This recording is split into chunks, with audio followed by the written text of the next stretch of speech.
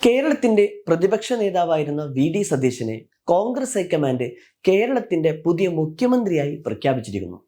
ഇനി നമ്മൾ കാത്തിരിക്കുന്നത് ഈ മന്ത്രിസഭയുടെ അന്തിമ പട്ടികയിലേക്കാണ്. ആഭ്യന്തര വകുപ്പ്, വ്യവസായ വകുപ്പ്, വിദ്യാഭ്യാസ വകുപ്പ് ഇവയെല്ലാം ഇനി ആരെല്ലാമാണ് കൈകാര്യം ചെയ്യാൻ പോകുന്നത്? സഖ്യകക്ഷികളുടെ സമ്മർദ്ദമുണ്ടെങ്കിലും മുതിർന്ന നേതാക്കളുടെ ആവശ്യങ്ങളുണ്ടെങ്കിലും എല്ലാ MLA-മാർക്കും മന്ത്രിസഭയിൽ ചേരാൻ കഴിയില്ല.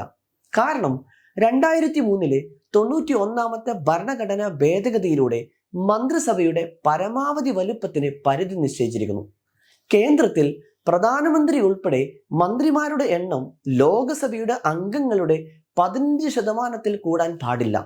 ഇനി സംസ്ഥാനങ്ങളിലാവട്ടെ മുഖ്യമന്ത്രി ഉൾപ്പെടെ മന്ത്രിമാരുടെ എണ്ണം ആ സഭയുടെ അംഗങ്ങളുടെ 15% കൂടാൻ പാടില്ല എന്നും ഈ നിയമത്തിലൂടെ പരിധി നിശ്ചയിച്ചിരിക്കുകയാണ്. ഉദാഹരണമായി കേരള നിയമസഭയിൽ 140 അംഗങ്ങളാണുള്ളത്.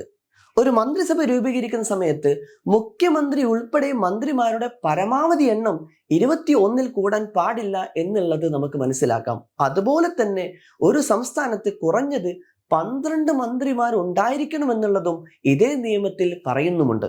പക്ഷേ ഡൽഹിക്ക് ഒരു പ്രത്യേക വ്യവസ്ഥയുണ്ട്.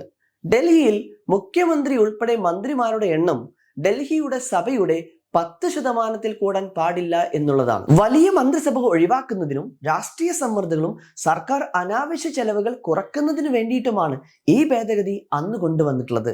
അതുകൊണ്ട് തന്നെ മന്ത്രിസഭ രൂപീകരണം ഒരു രാഷ്ട്രീയ കണക്കുകൂട്ടലുകൾ മാത്രമല്ല, അത് ഭരണഘടന തന്നെ ഒരു പരിധി നിശ്ചയിച്ചിരിക്കുന്നു എന്ന് നമുക്ക് ഇവിടെ മനസ്സിലാക്കാം. Thank you for watching this video.